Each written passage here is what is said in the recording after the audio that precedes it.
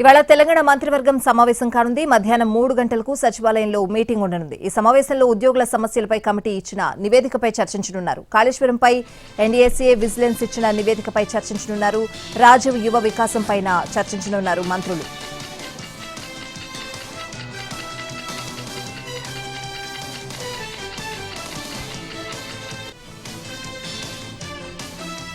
ప్రపంచ పర్యావరణ దినోత్సవం కావడంతో ఇవాళ రాజధాని అమరావతిలోని అనంతవరంలో వన మహోత్సవం కార్యక్రమం నిర్వహించనున్నట్లు మంత్రి నారాయణ వెల్లడించారు. ఈ వన మహోత్సవ కార్యక్రమానికి CM Chandrababu, deputy CM Pawan కళ్యాణ్తో పాటు పలువురు మంత్రులు, ప్రజాప్రతినిధులు హాజరవుతారని చెప్పారు.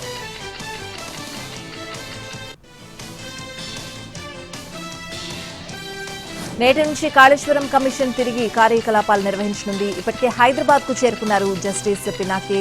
రేపు విచారణకు ఎంపీ ఈటెల రాజేందర్ హాజరు కానున్నారు.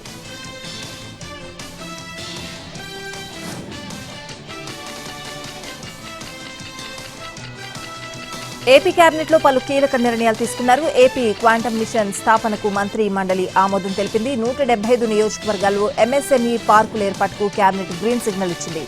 వైఎస్ఆర్ జిల్లా పేరు కడప జిల్లాగా మార్పునకు సంబంధించిన జీవోకు ఓకే చెప్పింది. రక్షిత మంచినీటి కోసం శ్రీకాకుళం జిల్లా ఉద్యానానికి 5.75 కోట్లు కేటాయించింది మంత్రి మండలి. పరిశ్రమలకు సంబంధించి 2025 చట్టంలో పలు నిబంధనల సవరణలకు కేబినెట్ ఆమోదం తెలిపింది.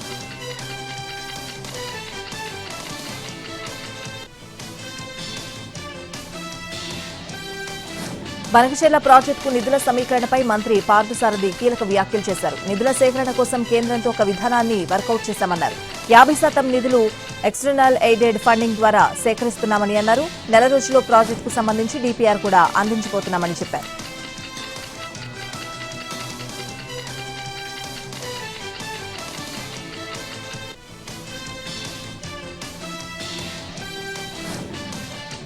సూపర్ 6 సహా 143 హామీలను అమలు చేయలేదంటూ వైసీపీ రాష్ట్ర వ్యాప్తంగా ఆందోళనలు నిర్వహించింది.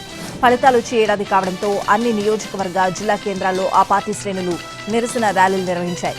నిరసన కార్యక్రమాలకు ప్రజల నుంచి మంచి స్పందన వచ్చింది. పొంగనూరులో వైసీపీ మాజీ మంత్రి పెద్దిరెడ్డి ఆధ్వర్యంలో ర్యాలీ నిర్వహించారు. రాష్ట్రంలో రెడ్ బుక్ రాజ్యాంగం అమలు చేస్తున్నారని, పోలీస్ వ్యవస్థను పూర్తిగా నిర్వీర్యం చేశారన్నారు. నగరిలో మాజీ మంత్రి ఆర్కే రోజా చెవిలో పూలు పెట్టుకుని వినూత్న రీతిలో నిరసన తెలిపారు.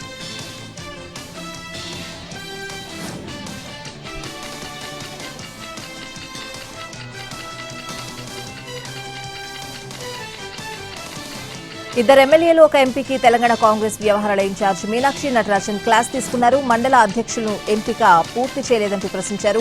పాలమూరు జిల్లాకు చెందిన ఇద్దరు ఎమ్మెల్యేలు, ఒక ఎంపీని ఫోన్లోనే కోపడ్డారు. మండల అధ్యక్షుల కోసం నేతల పేర్లను సూచించాలని, ఈ విషయంలో పైరవీలు వద్దంటూ వార్నింగ్ ఇచ్చారామె. దీంతో మండల అధ్యక్షులుగా కొందరు పేర్లను సూచించారు నేతలు. ఈ నెల 30లోగా గ్రామ, మండల, బ్లాక్ అధ్యక్షుల నియామకాలు పూర్తి చేయాలని ఆమె అన్ని జిల్లాల నేతలను ఆదేశించారు.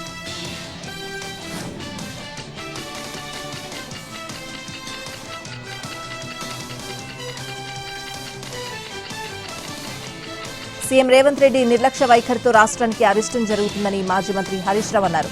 వేములవాడ రాజన్న ఆలయంలో కోడెలకు అన్నం పెట్టలేని ప్రభుత్వం, ఎర్రగడ్డ మానసిక వైద్యాలయంలో రోగులకు అన్నం పెట్టలేని దుస్థితి నెలకొందని ఆరోపించారు. బీఆర్ఎస్ నాయకులను అక్రమ కేసులో ఇరికించే ప్రయత్నమే తప్ప ప్రజలకు పనికొచ్చే ఒక్క పని కూడా చేయడం లేదని ఫైర్ అయ్యారు.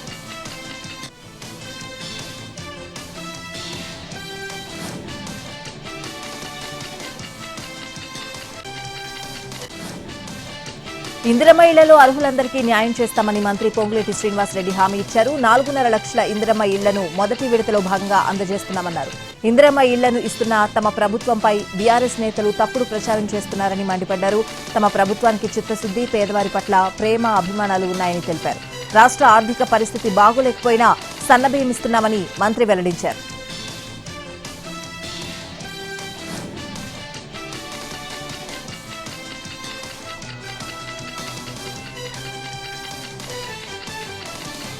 మంత్రి నారా లోకేష్ నేతృత్వంలో ఉపాధి కల్పన మంత్రుల కమిటీ సమావేశం జరిగింది. 11 నెలల్లో 9 లక్షల కోట్లకు పైగా పెట్టుబడులకు ఒప్పందాలు జరిగాయన్నారు లోకేష్. ఈ ప్రాజెక్టుల ద్వారా 8 లక్షలకు పైగా ఉద్యోగాల కల్పన లక్ష్యం పెట్టుకున్నామన్నారు. చిన్న తరహా పరిశ్రమల అభివృద్ధిపై కూడా ప్రత్యేక శ్రద్ధ పెట్టామన్నారు లోకేష్.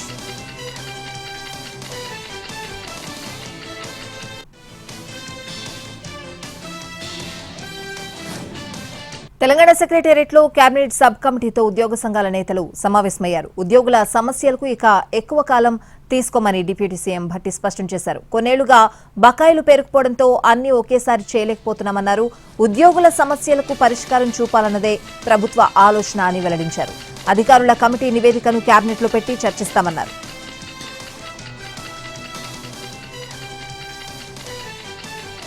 జీహెచ్ఎంసీ 11వ సాధారణ సమావేశం మేయర్ గద్వాల విజయలక్ష్మి ఆధ్వర్యంలో జరిగింది. చాలా కాలం తర్వాత సమావేశం జరగడంతో సభ్యులు తమ తమ ప్రాంతాల్లో ఉన్న సమస్యలను ముందుపెట్టారు. ఆ తర్వాత అధికార ప్రతిపక్ష సభ్యుల మధ్య తీవ్ర వాదోపవాదాలు జరిగాయి. కొన్ని సందర్భాల్లో మేయర్ సభ్యులపై ఆగ్రహం వ్యక్తం చేశారు. అధికారులు ఇచ్చిన సమాధానాలపై సంతృప్తి చెందని సభ్యులు వారిపై అసహనం వ్యక్తం చేశారు. సాయంత్రం వరకు సుదీర్ఘంగా జరిగిన సభ కోరం లేకపోవడంతో మేయర్ కౌన్సిల్ను వాయిదా వేశారు.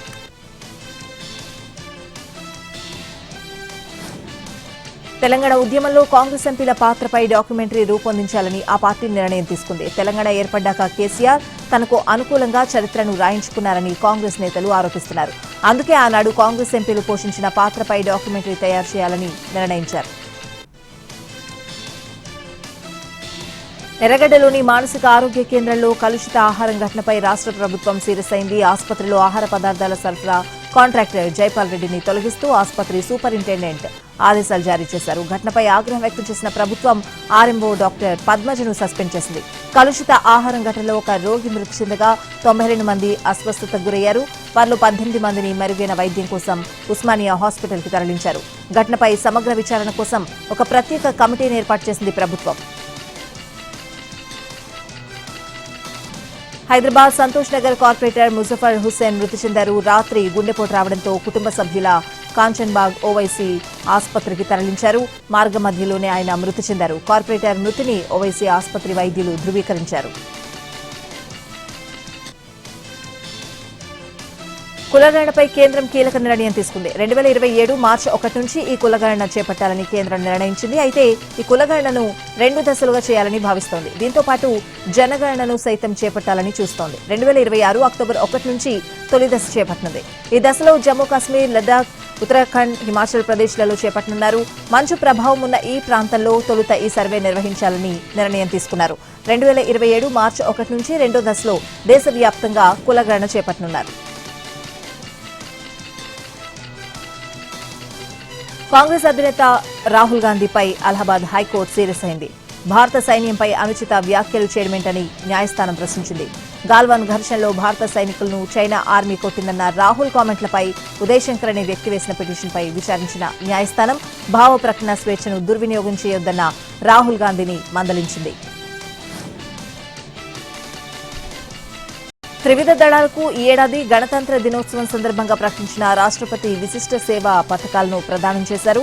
రక్షణ శాఖ ఆధ్వర్యంలో రాష్ట్రపతి భవన్లో ఏర్పాటు చేసిన కార్యక్రమంలో 30 మంది అధికారులకు పరమ విశిష్ట సేవా పథకాలు, 5గురికి ఉత్తమ యుద్ధ సేవా పథకాలు, 57 మందికి అతి విశిష్ట సేవా పథకాలను రాష్ట్రపతి ద్రౌపది ముర్ము ప్రదానం చేశారు.